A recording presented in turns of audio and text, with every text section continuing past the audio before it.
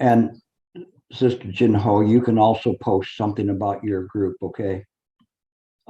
If people are interested in doing that, I support your efforts. Okay, ready? I didn't see you put your thumb up. Did you put it up? Santa? Yeah? Okay. Join palms, bow. 4 great vows. I vow to deliver innumerable sentient beings. I vow to cut off endless vexations. I vow to master limitless approaches to Dharma. I vow to attain supreme Buddhahood. Omitofo, I'm glad to see you here.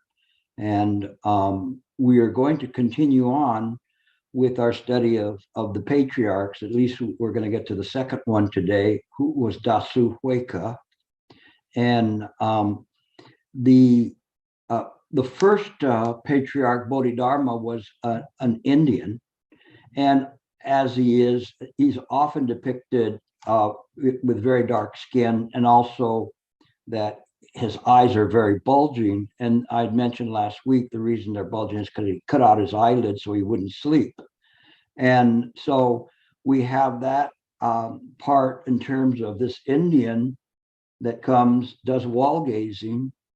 And now Huike, who had a Taoist background, and people had said that he had an enlightening experience, that he sought out the Bodhidharma.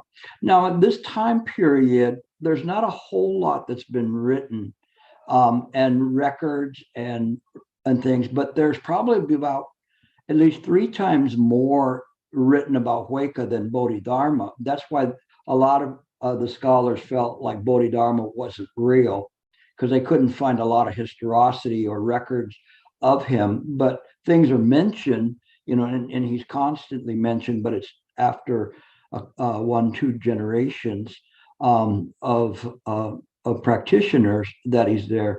Huike, there's a more there, and he shows up there was a compendium. The first compendium came out in 519, where this was what predated his real deep practice. Huike was born in 487, died in 593, and so at a quite old age, and he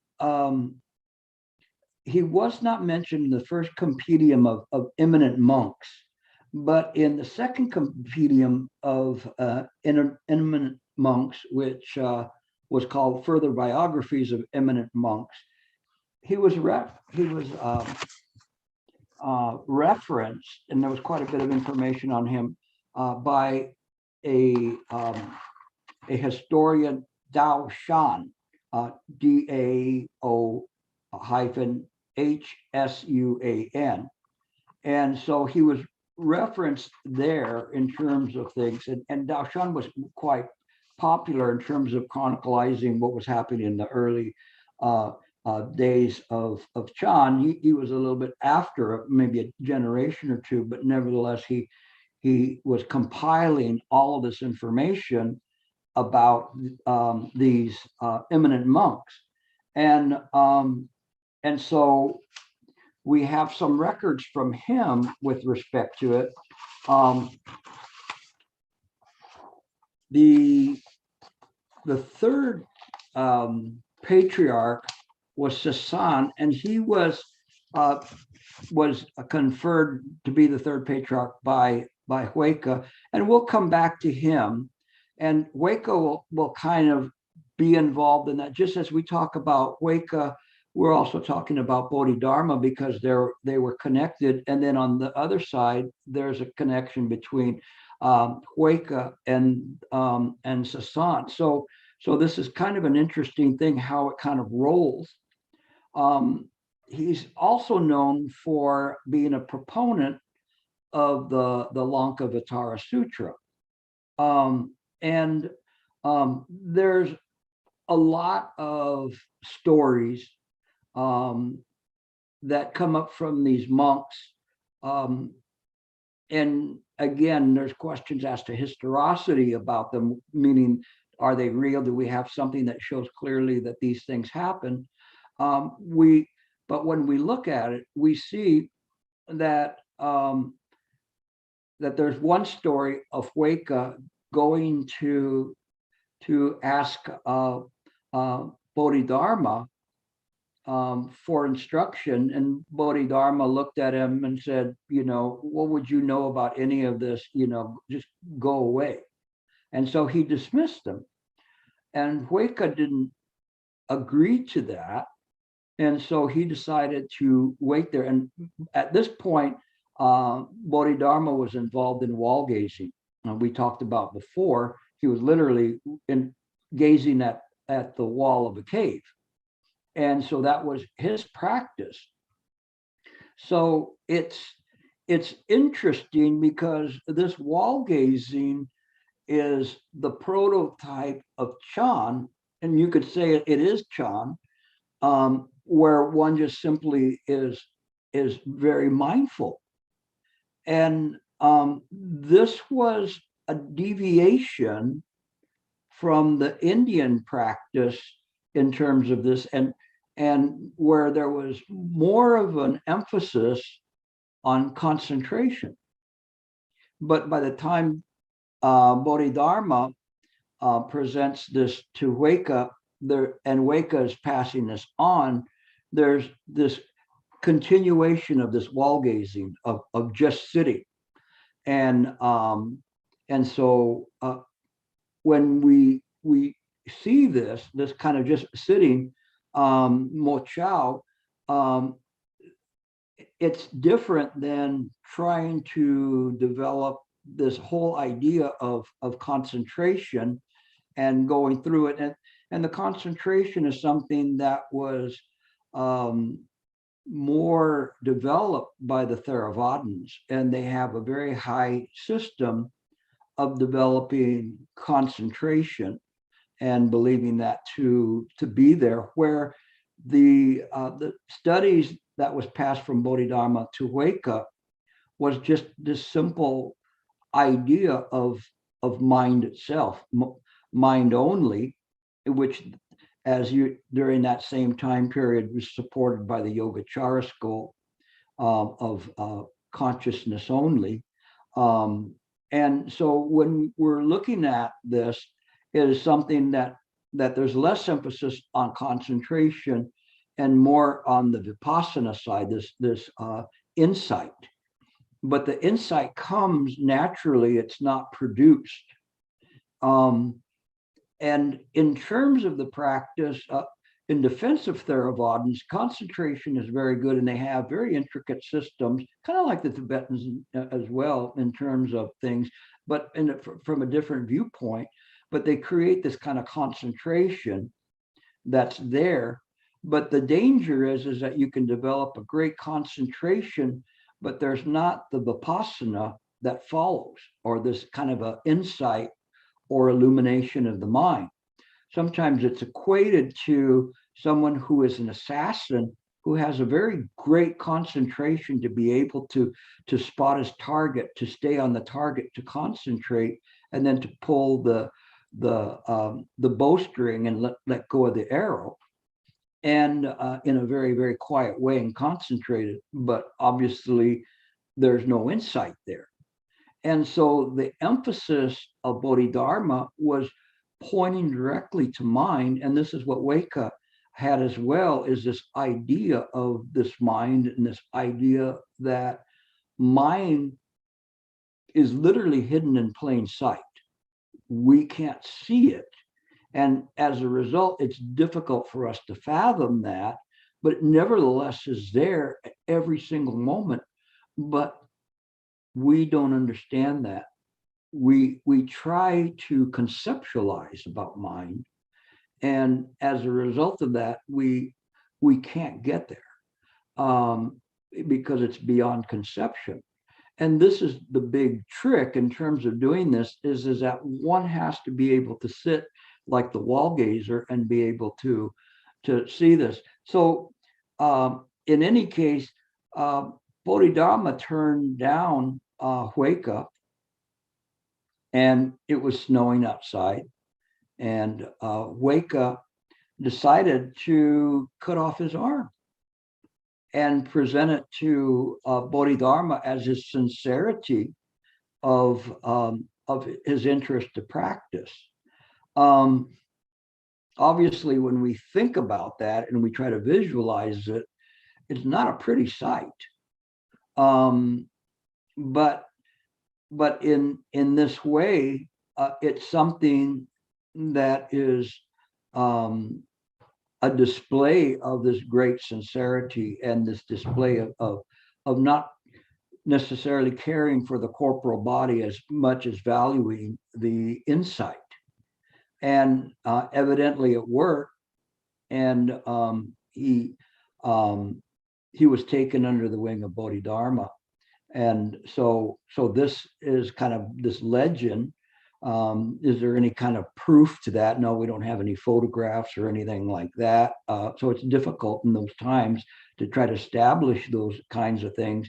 But it was perpetuated by Daoshan chronicles of the eminent monks at the time. And so it's been passed on. One of the things that was really interesting in terms of preparing for today is that it seems like everything goes back to Daoshan in terms of that. And I was looking through different books, and all of these books that I have, they all are saying the same stories almost verbatim. And so there are stories there, but most of them are repeated from that. And I think they're repeated from Daoshan's chronicles that are there. And then we get to, let's say, the real preeminent lecture from Bodhidharma to Huike. You've all have heard this. I've said it many times.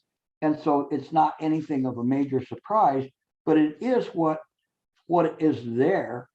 And I'll read it out of this book, The Mind of Chinese Chan. And that's case number 2, and it's Huike searching for his mind. And it's a very simple one. It says, Huike said to Bodhidharma, my mind is not at peace. Would you please put it to rest? So he's saying he's very restless. He's very anxious. He can't sleep at night. There's something there that's really bothering him. And so he's asking Bodhidharma to put it to rest. Now, Bodhidharma goes right to the issue. And he says to him, if you bring me your mind and show it to me, I will put it to rest for you. So he says, bring me your mind, show me your mind. So what is he talking about? Like, if you try to define your mind, what would you define it as? Have you ever tried to chase your tail? Have you tried to look for your mind and try to say, this is my mind? It's not so easy. As you begin to look at it, you go, oh, what is mind? Is mind that which is looking to find mind?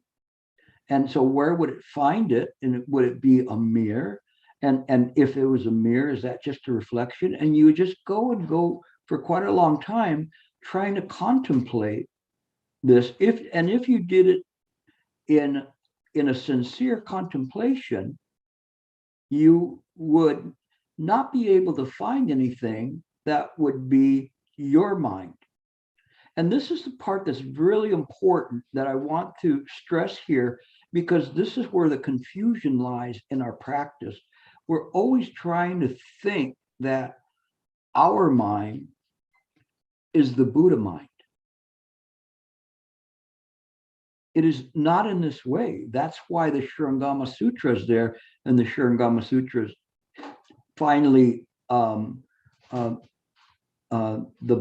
Shakyamuni Buddha yelled at Ananda and say, that's not your mind, because he was still hanging on to this idea that this mind, which is just simply habitual tendencies in these impressions of the idea of self, were the mind that just needs to be polished. And this is where later on we get to the Northern School and the Southern School, where the Northern School is trying to polish everything, and the Southern School is going towards Subitism. Now, at this point, Subitism's already there. Subitism is this idea of sudden enlightenment. And to a certain extent, it's a misnomer, because it's not like everybody has this perfect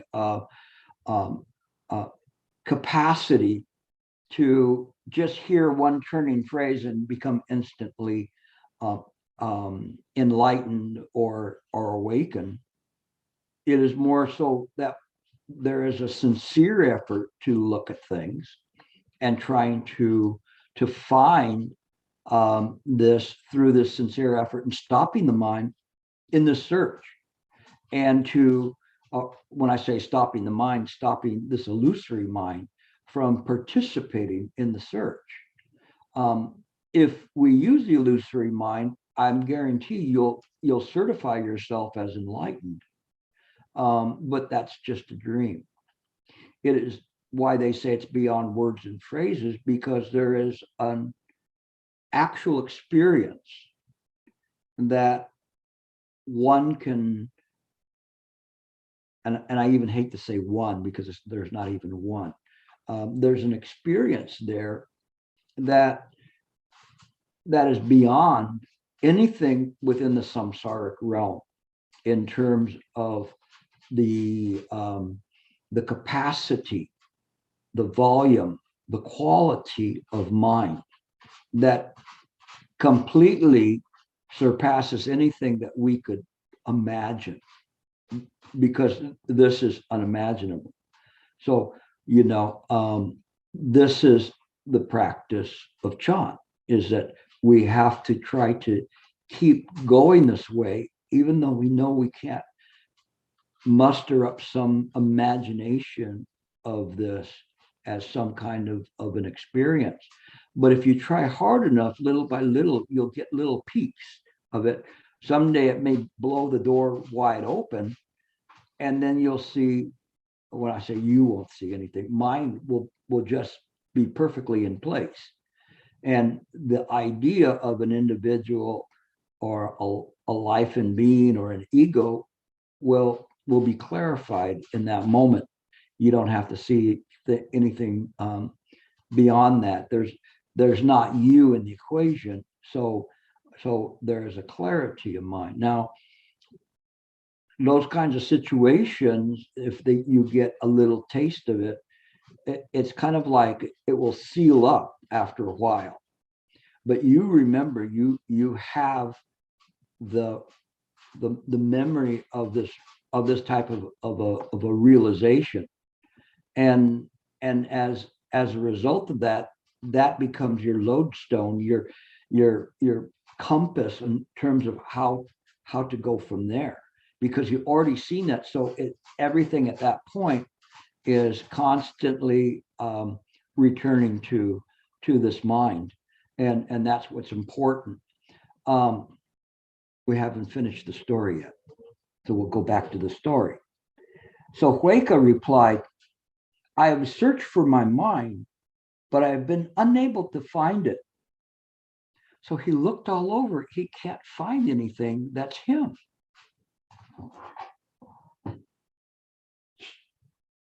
One of my dogs is scratching, making a noise. Sorry. And so Bodhidharma then says, I have put your mind to rest. And essentially, the reason he said that was that there was a sincerity in the in Huike's practice. And as he's practicing this is like, let's say, the equivalent of sitting in silent illumination or using a huato and getting to a point where the huato has been abandoned by mind because it's meaningless. It is not within the words and phrases, but what's left is just pure mind. And so it is at this point that Bodhidharma recognizes this and accepts them and continues to teach them. So this is probably the most famous story. And it's important because as it goes along from the patriarchs to patriarchs, you see this kind of a common vein there, that it's just mind. And so rather than trying to use concentration to muster up some kind of a vipassana, it is just simply this letting go. And where the concentration, when they talk about the concentration, they talk about the right concentration, right?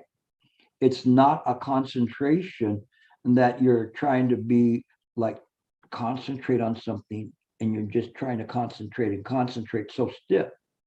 The concentration is just like this, just lightly touching, but it is a continuous concentration. And that continuous concentration produces a samadhi, a state in which the mind becomes stable. But that's not enough. We have to allow the mind to develop insight, to develop this wisdom. And when the mind is still, when there is no longer something there, when we talked about Atman, it is not no self. It means not self, not the self of an illusory idea of a self. It is the self nature of mind. And this is kind of a very tricky thing where we kind of look at this, but they mean two different things. One of them is based on phenomena, and the other one is based on the noumena, that which enables the appearance of a self or an ego to occur in mind. But just simply occurring in mind, it's part of mind. So there is some form of a truth there. But on the other hand, it in and of itself, without the use of the noumenon, cannot produce anything. It could not do it. You are not the creator of the things around you. And that's where the difficulty is when we try to say causes and conditions never fail, but the causes and conditions are just on the phenomenal side. We don't have to negate the phenomena. We just have to illuminate it to see exactly what's there. When we don't illuminate it, then we get stuck in this treadmill of being in samsara. We're not going anywhere. And so this is really important, because as we look at these things and we see them, sometimes when we do that, people, I heard someone or read somebody asked a question that said, if we practice and adhere to all of the teachings, will we become enlightened? And you have to say no. It is not in that way. It is not our school to practice in this way. First, there isn't an enlightenment. And second, we as imaginary sentient beings could not receive the benefit of an enlightenment. Such benefit, even if it was, would be simply illusory, but it's not something that is. It is an awakening. The awakening is a realization that this body and the identity or false identity of the body is a vexation. And we have to see it in this way. All of these things are there, but yet these vexations are not separate from mind. They're created by mind. And this is what was going on from the very, very beginning. And so there was a beginning of a twist, rather than going from this idea of everything is real and we have to concentrate and then see the reality of all of these things, to the idea that all of this is just simply dreams of mind. But the dreamer is mind itself. We cannot believe that. We don't understand that. And so it's difficult. And so we ask questions. Can I get enlightened if I practice this or I do that? We understood from Emperor Wu from last week that doesn't happen. Bodhidharma set that course right from the very, very beginning, that, don't go there. And that's why we practice right view. Because practicing right view, we see the things just as they are, and not try to conjure up anything or try to polish this tile to make it a diamond. We see right through that. Say, originally, it's the self nature of mind. We don't have to try to pick the reflection off the mirror. There's no difference. And that's why Nagarjuna answered with the two truths in the Madhyamika school, because you cannot pick and choose one of them. But then I'm getting ahead of myself, because then we're getting to Sasan saying, the way's not that difficult as long as you don't pick and choose. But we'll continue on with Huike. But it's important to understand, because these are the bases for the practice of Chan. And as the Chinese began to hear this and practice it, they started realizing there was benefit from it. And there were several eminent monks, several monks and their progeny, those that they taught, and that carried this forward. And they're all carrying the same thing. Each of them does it in their own way, but they're true to this, and that's what's important when we begin to look at Chan. I've been jumping all over with different things and different sutras, but I wanted to bring you back to the practice of Chan and to let you know where it's coming from. And you've heard this stuff before, you've heard these stories, but perhaps you didn't get the profoundness of what's there, what's already there, what is now at this point, this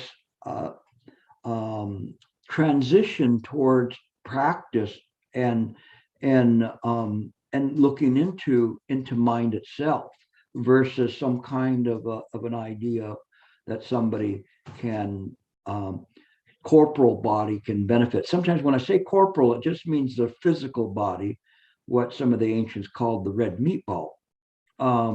And so they said that so people wouldn't become so enamored with their bodies, and just said, well, it's just like a red meatball.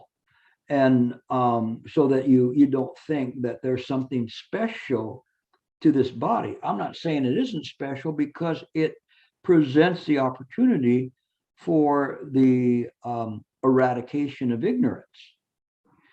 In the eradication of ignorance, then we go back to the Lankavatara Sutra. And in the Lankavatara Sutra, and this is what Huike was also teaching, was that at that point, and we're looking at the Yogacara school, he's seeing that the sixth and the seventh consciousness no longer have an existence or a reason to be.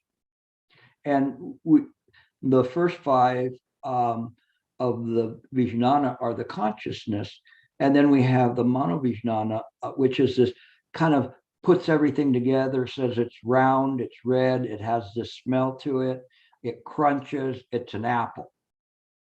And in the seventh consciousness, which is called the Klista Manovijnana consciousness, and this is very interesting because of the word Klista. Sentha, do you know what the definition of klista is? It is affliction, afflicted. Yeah, it has many different meanings to it. That's one of them, which is this affliction.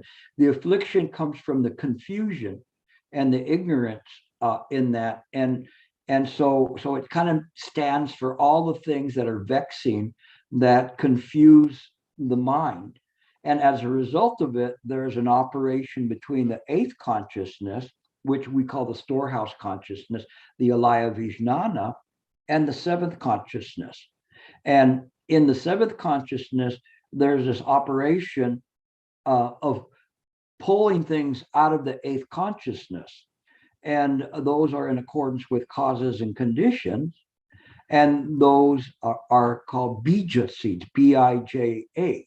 And so these seeds are impressions or mental states, formations. It could be anything of all the skandha, from form, sensation, perception, volition, and consciousness, that are operating with the seventh consciousness in an erroneous way and confusing way. And as a result of that, it's producing more of itself. It's producing more of the things that run through the five consciousness to the sixth to the seventh consciousness. But when the sixth consciousness and the seventh consciousness are seen to not have an independent value, then all one sees at that point is the ocean. And so that's something that is clear, that it is only the ocean of the mind. And that's what they call ocean samadhi, this movement, but it's not really moving. There is the stillness, there is the emptiness of it. And the emptiness is not an emptiness to the exclusion of anything. It is an emptiness to the inclusion of everything, so that everything has a dependent nature. And when we see this in the right way, then we understand everything is created by the mind. Ergo, if we use the mind in the right way, we can change the idea of reality. So this reality isn't like the Theravadan idea of this complete reality. No, Sariputta, form is not an emptiness. Emptiness is not than form, all the way through to consciousness. And you're now seeing everything there as a perfect manifestation, a perfect function of Pratika Samappada, which is the Buddha mind. And so this is all coming from between Bodhidharma to Huike at this point. And it is another quantum shift in terms of practice, where now we're looking at things from the idea of this Subhatism, which was more enhanced by Hui Ning, and this idea of running counter to, and I'm getting a little ahead, Shen Shu saying everything has to be polished up and done in this way. It's all right to do that as long as one understands that all of that is appearances. And if one does that in the right way, in a sincere way, then the Subhatism will produce an awakening that is there. The awakening is just simply coming out of the false conceptions that there's any life in being. When we are able to do that, when we look around at everything around us, everything is perfectly in its place.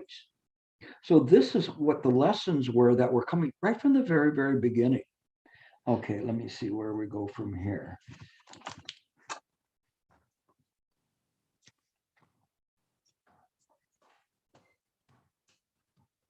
And I'll read a little bit from this particular article, and it just says, one of the most important characteristics of early Chan, of Bodhidharma and Huike, was the concept of sudden enlightenment, rather than the Indian yogic meditation, which advocated concentration and gradual perfection as the means to enlightenment. Chan emphasized that the Buddha nature was within, and that each person must realize individually through meditation rather than through the study of the sutras, performing ceremonies, doing good deeds, and worshiping the Buddhas. And this is kind of an interesting thing because I always talk and say, I'm very devotional, and I'm always respecting the Buddhas. In the morning, I always burn incense to the Buddhas. I always say the four great vows. I hold the altar that I have, as something with great respect, and I burn incense. I put flowers. I put fruit on the table, whatever. And yet, I know what those statues stand for that are there is they stand for the idolization of our own self-nature, the mind itself. And they stand for the characteristics or the qualities of those, whether it's Kuan Yin or Disan Pusa or Shakyamuni Buddha, Guanggong, Ueto, whoever else I have on the altar, Milafo, and all of those, I understand what they represent.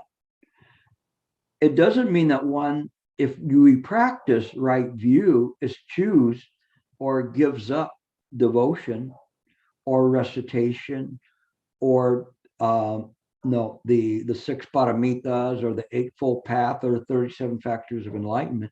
We just see those things in context of properly that they are there and they're actually the representation of mind itself.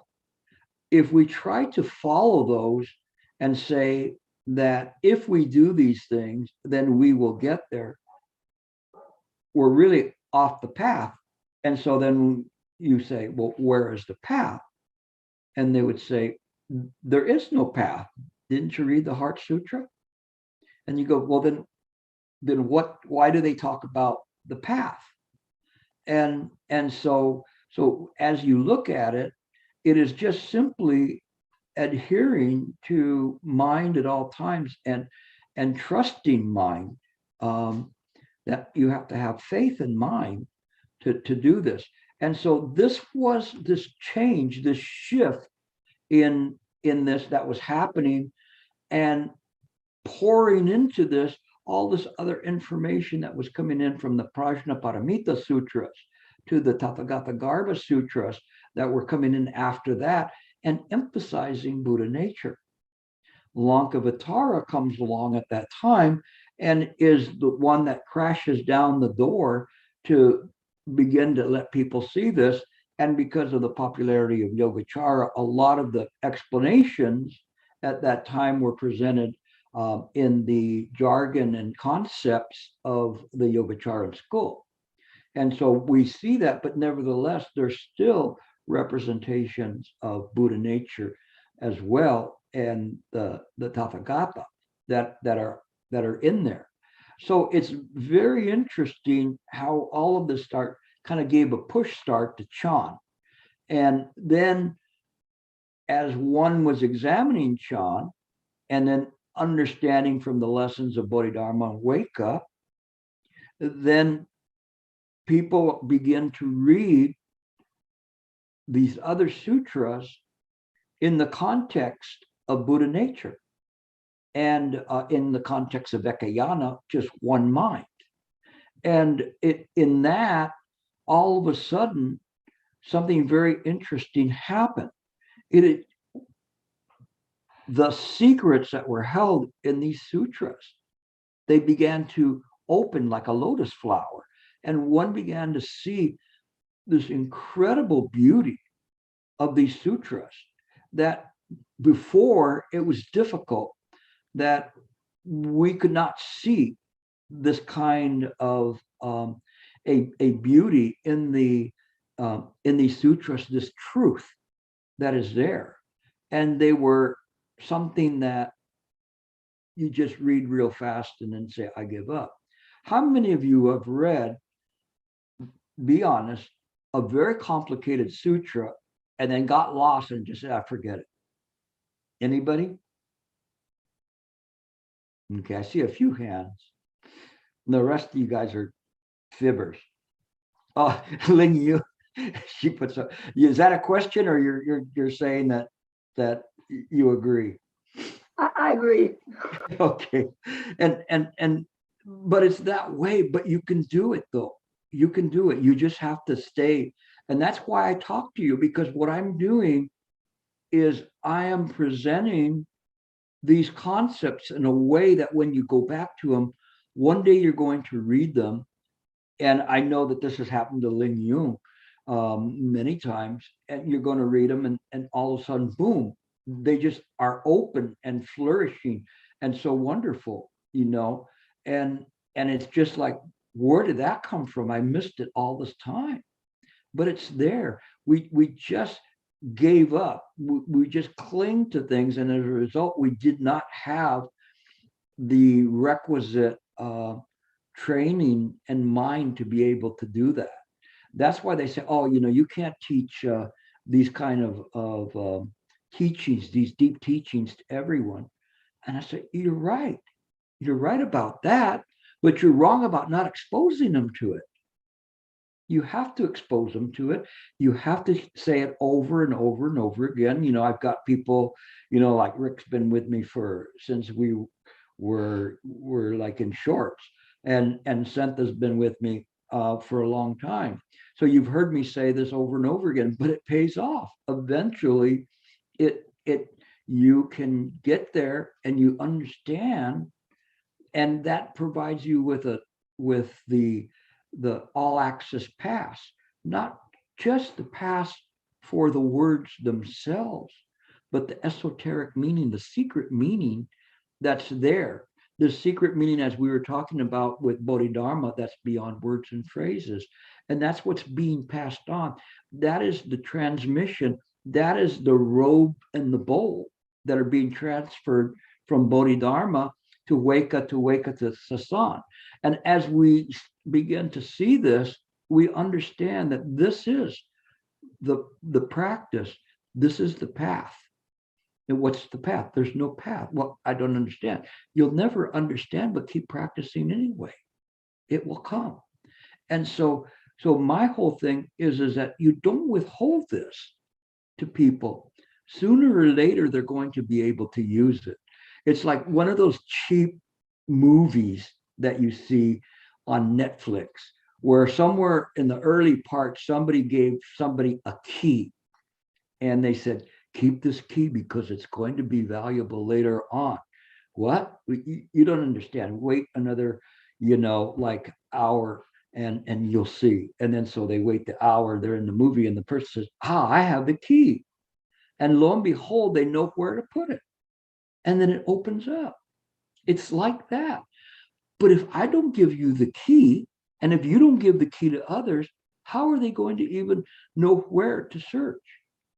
But saying it and going over it, it's like constantly turning the diamond to show another facet and another facet and another facet, that until sooner or later, someone is going to be able to say, hey, I can see through this one. And then as they turn the diamond, they go, I can see through this one. And this is how it works, because we hold the key, but we don't really make the effort to contemplate, to really to sit, to simply do nothing. We don't do nothing in our everyday life. We think doing nothing means to be non-productive. Doing nothing is just putting Gilbert aside and letting mind take over and doing what needs to be done in that moment. And when we see the things, then they work right. So let me continue on. So it says, both Huike and Bodhidharma are said to have based their teachings on the Lankavatara, which urges self-enlightenment and forgetting of words and thoughts. There is little doubt that Huike practiced and promoted meditation as the method to reach the true and proper understanding of Buddhism. And he taught that meditation should be free of any dualism or attachment. So you're beginning to see right from here, this is what was being passed on by these two great patriarchs. And from the very, very beginning, this was what was the prime thing. Now let me get to here. Let's see.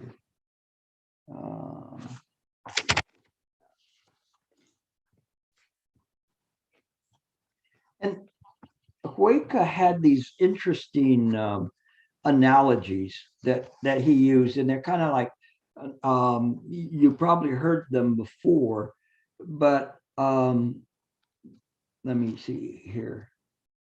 And there was a reference to the Huayan Sutra. I think when he uses this particular one, J.C. Cleary, referring to Huayan Sutra, I think he's talking about the Huayan Jing, or the Flower Adornment Sutra. And he says, it is as vast as the universe, as ultimate as the void, but it is also like a light in a jar that cannot illuminate outside. Another simile is this: when clouds close in on all sides and the world is darkened, how can the sunlight be bright and clear? Because it's always that way. It's our obscurations in our minds that make it appear dark. But even when there is darkness, to an awakened mind, there is light, because it does not rely on phenomena to illuminate. The illumination is there whether there is a physical phenomena of light or not. We don't understand that. But so a lot of times when we try to meditate, we try to block our mind from thoughts, and then we enter into a dark cave, because we do not understand that this is not the illumination of the mind. This is not vipassana or insight. The illumination is of the self-nature of mind. And if we have that illumination, irregardless of whether it's night or day, the mind is aware, it's illuminated. We don't know that, we don't understand that, because we try to see this conceptually. So this was a very common refrain, this idea of this cloud analogy that was there. And he says, the sunlight has not been destroyed, it is just covered over and blocked by the clouds. The pure reality nature of a sentient beings is also like this. It cannot become fully manifest precisely because the layers upon layers of clouds, afflictions, perceptions of self, of false thoughts, clinging to objects, cover over and block off the path of the sages. If false thoughts are not born, and you sit in silent purity, the sun of the great nirvana is spontaneously bright and clear. And this is essentially the teachings there, but they're also the teachings that Huike advanced it, as well as the way that we see phenomena. And there was another analogy saying the ice is born from water, but ice can block water. Ice is solid, whereas water floats. Falsity arises from the real, and falsity can lose the real in delusion. When falsity is ended, the real appears. The mind sea is clear and pure. The body of reality is empty and clean. And this is a stage of an awakening where one looks at the mind in this way. When we see everything in this way, then there are not the obstructions that are there. This is where the Klista Manovijnana, the seventh consciousness, is no longer operating as an obstruction. It's not there in terms of causing any kind of problems whatsoever. So it's no longer the Klista, it's not obscuration of the mind or obstructions or anything.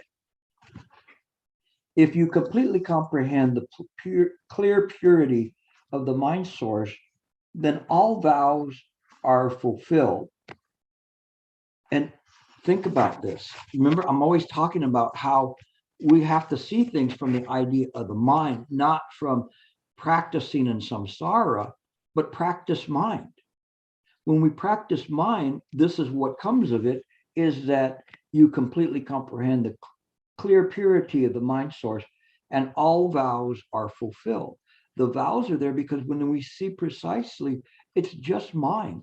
Mind is there, the vows are fulfilled. There's still obstructions to illusory sentient beings, but nothing is obstructing the mind itself. Excuse me, Gilbert, which book are you reading from?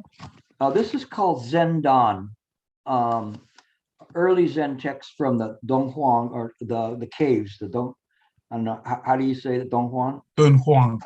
Dong Huang, yeah, the caves. So these are Thank taken from those. And so there's a kind of interesting, they're kind of basic, and Clary keeps it non-academic, which is good. So I do recommend that if you want to pick up a book like that, this is helpful. It's devoid of all of the scholastic jargon. Sometimes I wonder with the scholastics, they just spend half their time thinking of words that people don't know, so they can write in obscurity. Okay. And then this is important. Okay, if we continue this, because it says, all vows are fulfilled, all practices are completed, all is accomplished. You are no longer subject to the states of beings. And this was a popular refrain in everything that I was reading about Wake Up, is this idea of states of being. Mind is not a mental state. Mind is just mind.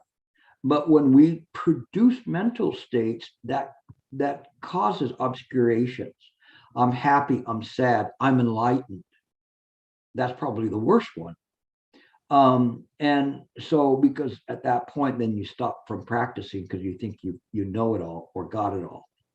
But mind is not a mental state.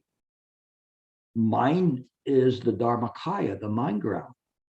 And it's also the knowing aspect of mind. So that's very, very important. Like I always use Rick, because this is one that Rick got from a long time ago. To know the arising mind is the non-arising mind. It is this noumenon that knows what is arising, why it's arising, precisely when why it arises, when it's going to finish. It is that. So it's a different aspect of it, this knowing mind, but the knowing mind is not separate from the Dharmakaya.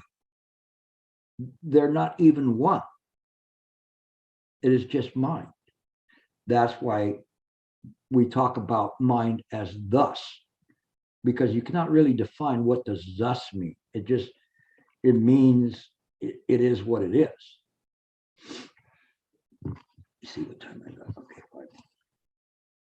And then there was another simile that comes up at this time. These are all contemporaneous to Huike's teachings.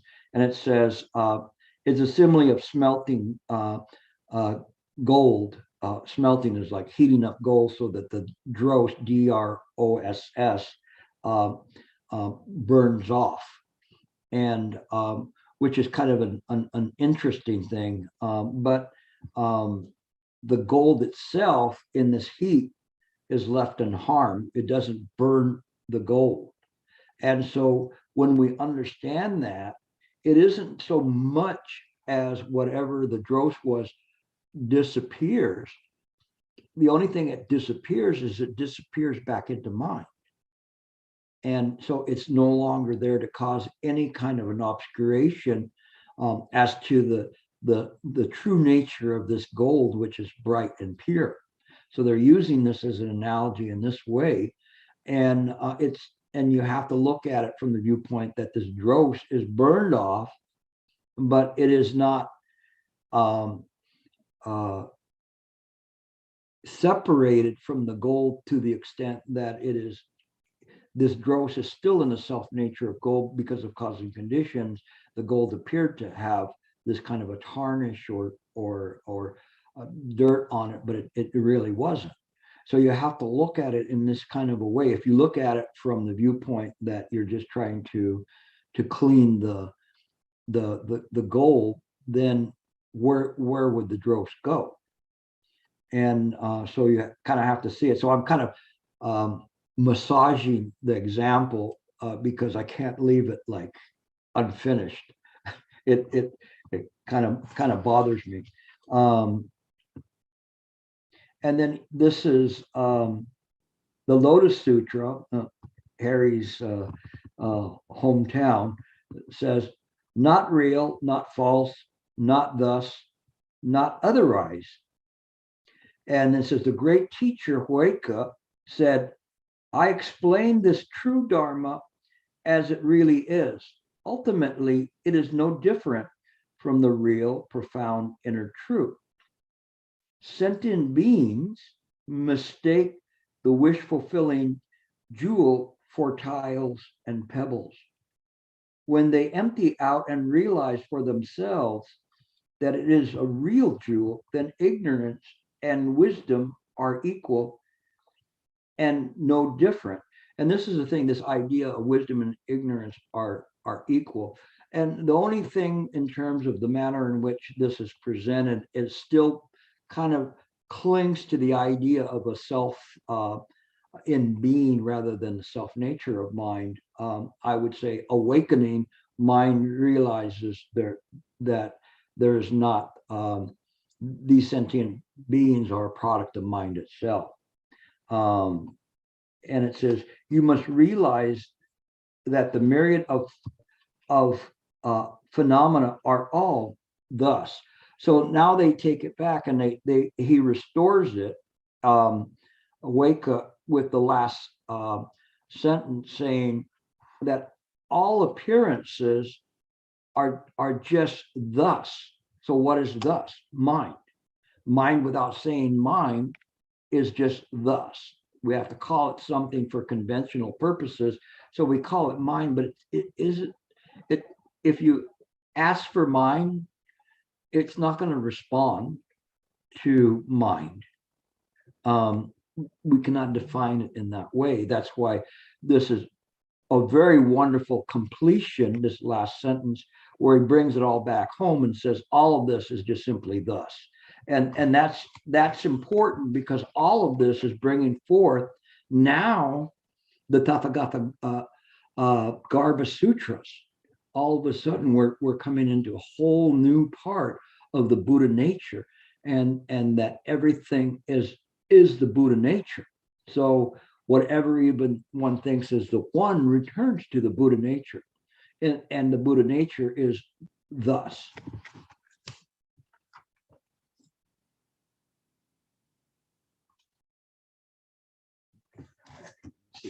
Anything else?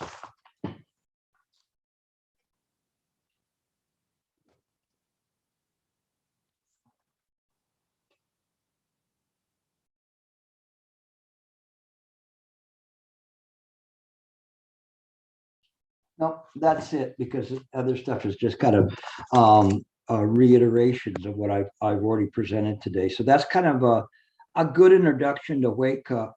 But again, like we were talking about Bodhidharma, Wake Up represents the direction of Chan and the development and evolution of Buddha Dharma in a very incredible way, because rather than being a discrete school such as Yogacara, Huayan, Tiantai school, it is one that incorporates all of these schools and takes the best of those schools and hones it in a way that is compatible with Chan, but is also something that, in terms of it, to me, the reason that I practice Chan is because it makes sense. In its way, it is simple.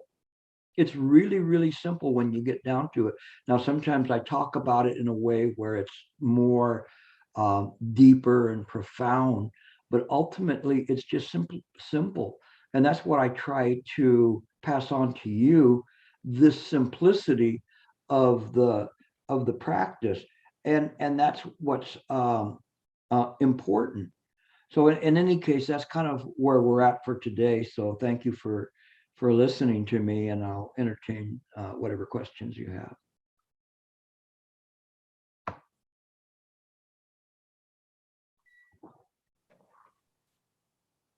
Harry.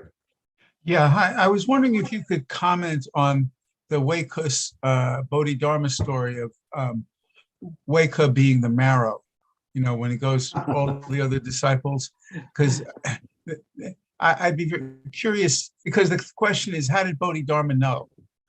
How could he not know? How could he not know? But I put myself in his place, and I'm not sure what I would do.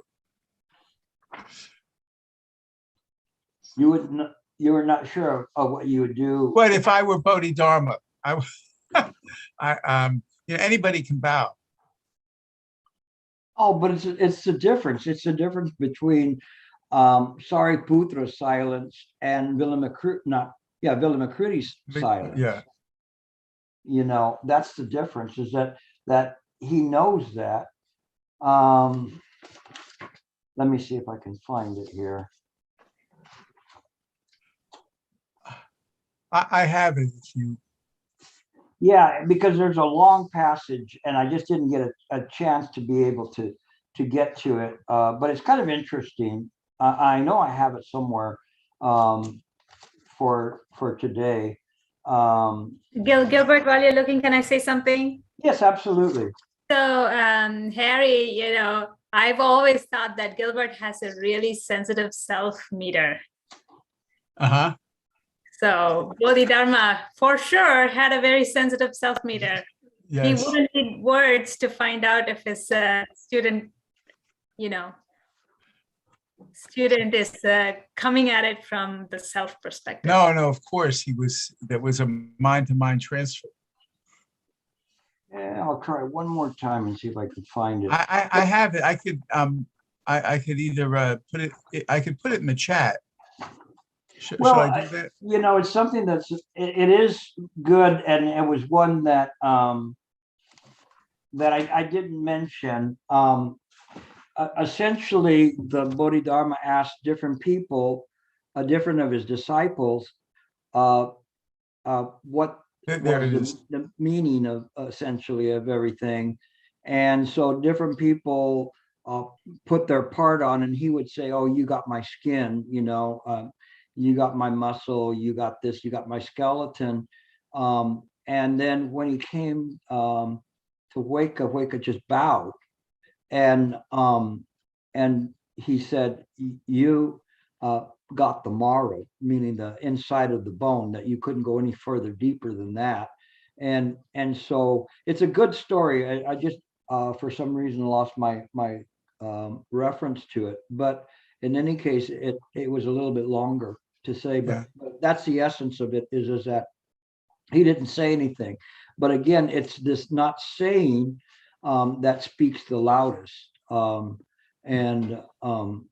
it's interesting. There's a similar Chan story of this master who's dying, and he asked his disciple, what is the meaning of everything? And the disciple, the Chinese have these little bottles of medicine, glass bottles of medicine, and so he tips it over, and so then the master asks him anything else, and then he puts it upright. And it's very interesting, because in one way he's tipping it over, saying there is no elixir to save you, but he's saying this body has a value in order for one to penetrate through to thusness. And so there is this kind of an elixir. It just has nothing to do with saving the body. And this is kind of what he's saying here, is he's just bowing and saying, this is it, that is beyond words and phrases.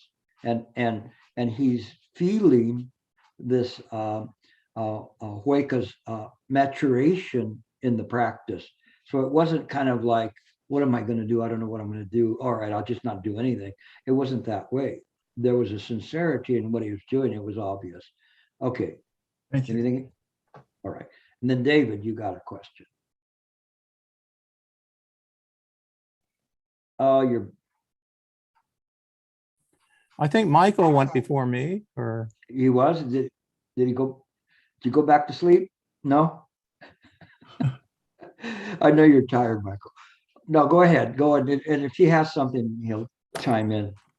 well, I had a question about subitism, and Oh. I was curious: is that sufficient to attain Buddhahood, or like Anuttara Sanyak Sambodhi? Well, the thing is, that there's no attainment of Buddhahood. And so that's what I was trying to say. If you're starting to look for that enlightenment somewhere in the distance, it's not there. And that's why I spend all these years, I read the Heart Sutra. I believe it. And you just have to read it once sincerely and you'll see it. There is no wisdom nor any attainment.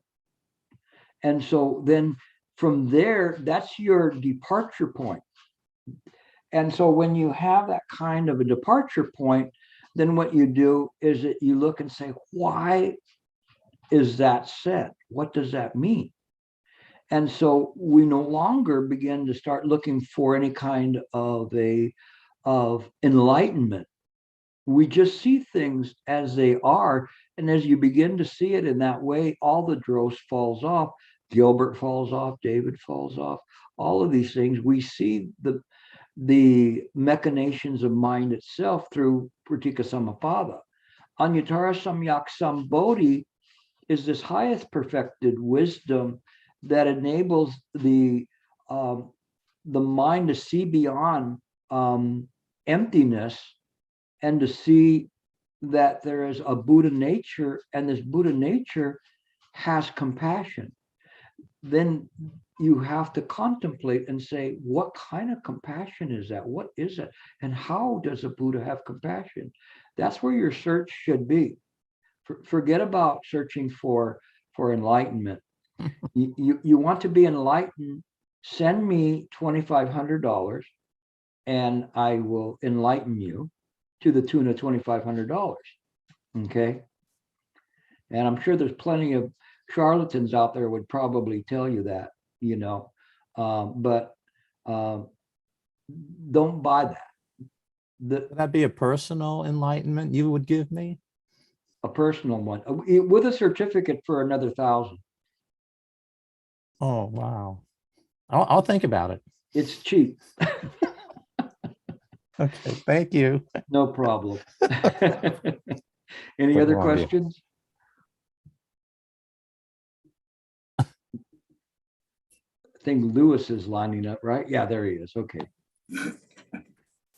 So I have a question, two questions. One is the with Huike and Bodhidharma at Shaolin Songshan Mountain, that would have meant that there would have been a real strong essence of Taoism entering there into Buddhism.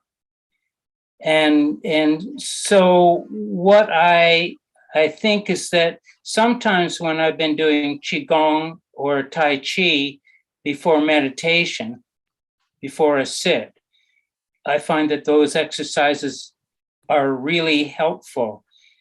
And in comparison to the 8 form movements that we so often do, it seems that it's much deeper coming from there for the body.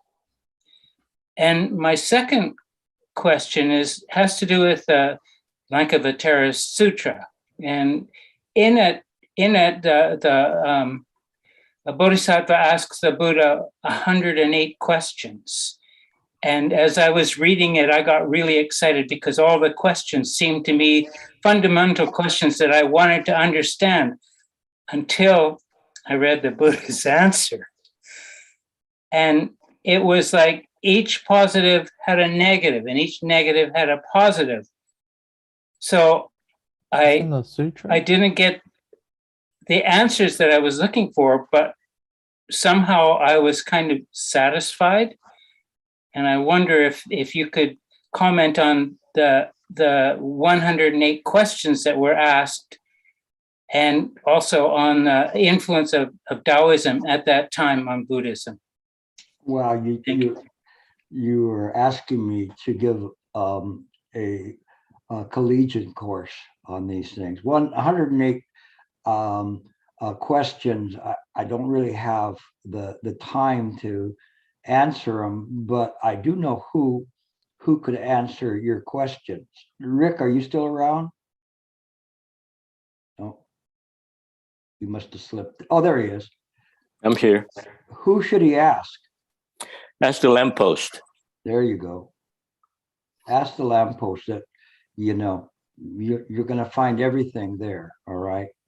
As to the influences, there were certain kinds of influences that came in from Confucianism and Taoism, but from what I've studied, I think that Buddhism affected Taoism and Confucianism quite a bit. And there's actually one statement of a neo-Taoist where they say, don't talk to the Buddhists. They'll confuse you to no end. But there was definitely a sinification of Buddhism coming into China, and it was very interesting. The right environment was there present in order for the thriving of Buddhism in China, and they put their little spin. That's the sinification or sinification onto Buddhism, and that spin was Chan. And it, rather than rejecting things, whether it be Taoist or Confucianism, it accepted everything, and it gave it a value in accordance with things, and it looked at it, and Buddhism as a whole historically has always been examined and battled. From the Nalanda University in India to coming into to China and being debated, and then ultra debated where they turned it into an art with the Tibetans. So the Tibetans love to argue about Buddha Dharma, and so that's kind of their process of doing that, and they actually find somebody that would win. I would not be very good at it because I'd say you're right, and then stop right there. And today I was talking to a client, and we had a difference of opinion, and finally I said, you're right.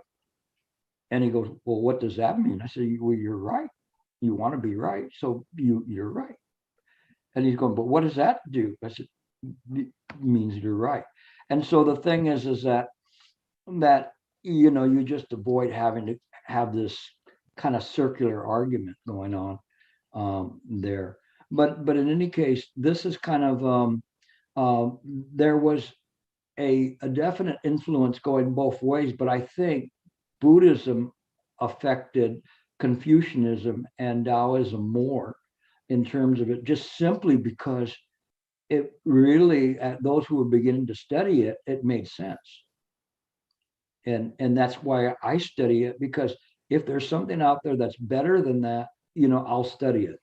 But up to this point, this is what makes most sense in terms of trying to figure out what is going on, in terms of why things happen in this world. Okay. And Thank you. in any other questions? No questions? Santa, can you turn off the recording for a moment? Or if there's no other questions?